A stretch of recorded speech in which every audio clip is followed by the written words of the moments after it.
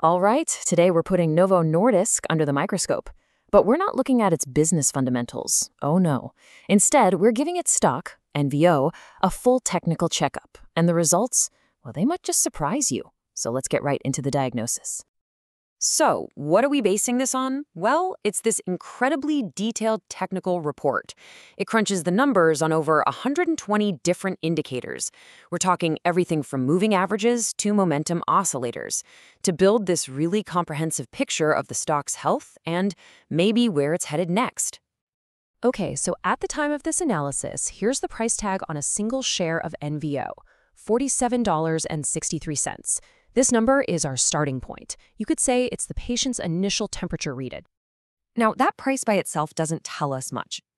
But here's the kicker, the context.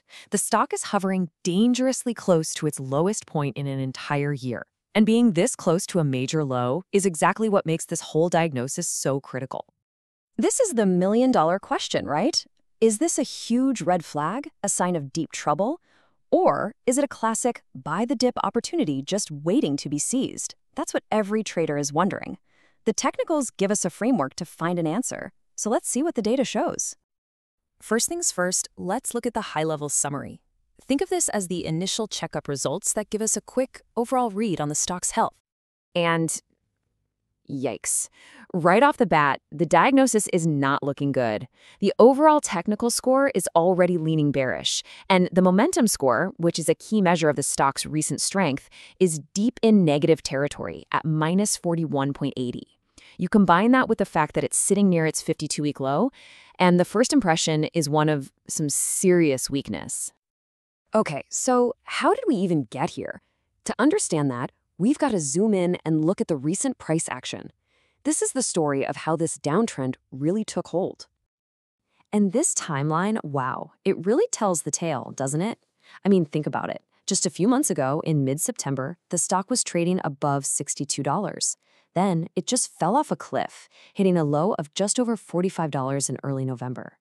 Now, sure, it's bounced a little bit since then, but the overall trajectory has been decisively and painfully down.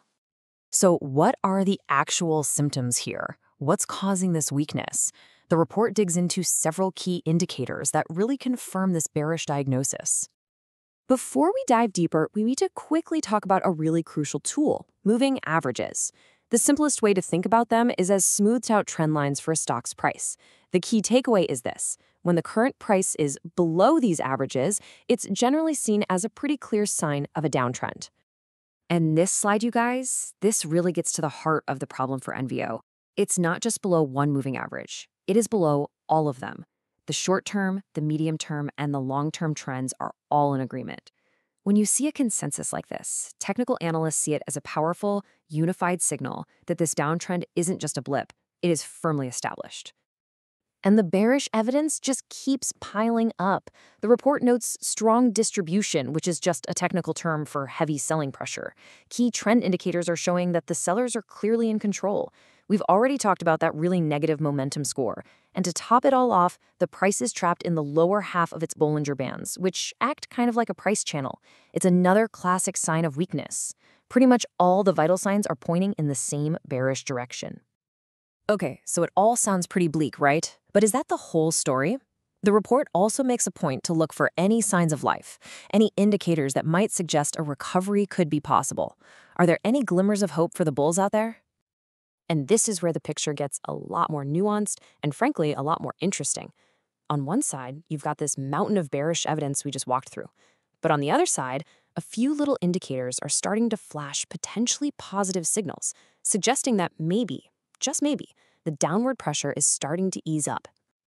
To really get what's happening here, we need to know this term oversold. Now, this doesn't guarantee a recovery at all, but it basically describes a situation where the selling has been so intense for so long that the stock might be due for a rebound. Think of it like a rubber band that's been stretched to its limit and is ready to snap back. So what are these little signs of life? Well, first, the MACD histogram, which measures changes in momentum, has actually turned positive. That suggests the rate of the decline is slowing down. Second, the stochastic oscillator is deep in that oversold territory we just talked about, which hints that the sellers might be getting exhausted. Another indicator, the PSAR, has actually flipped to a bullish signal below the price. These aren't strong buy signals on their own, but they are the first green shoots in what's been a very bearish landscape. So, when you put all this together, the good, the bad, the ugly, what's the final verdict? Let's get to the report's final prognosis and the most important takeaways. Well, the report doesn't mince words. It comes right out and says, quote, NVDO is in a pronounced downtrend. So despite those few bullish glimmers we saw, the overwhelming weight of the evidence is still firmly on the bearish side of the scale. So let's boil this all down. What do you really need to know? The outlook remains bearish for the short to medium term. For anyone watching this stock, the report highlights some critical levels. The line in the sand on the downside is that 52-week low of $45.05. If the price breaks below that, the risk is real. On the upside, any kind of bounce would first need to get past resistance around $48.29. Ultimately, what this analysis paints is a classic technical battle. You have a powerful, established downtrend facing off against the very first, very faint signs of a potential bottom. So the question it leaves us with is this: will the overwhelming bearish pressure continue to push the stock lower, or can these early bullish signals actually manage to spark a meaningful recovery? That is the big question.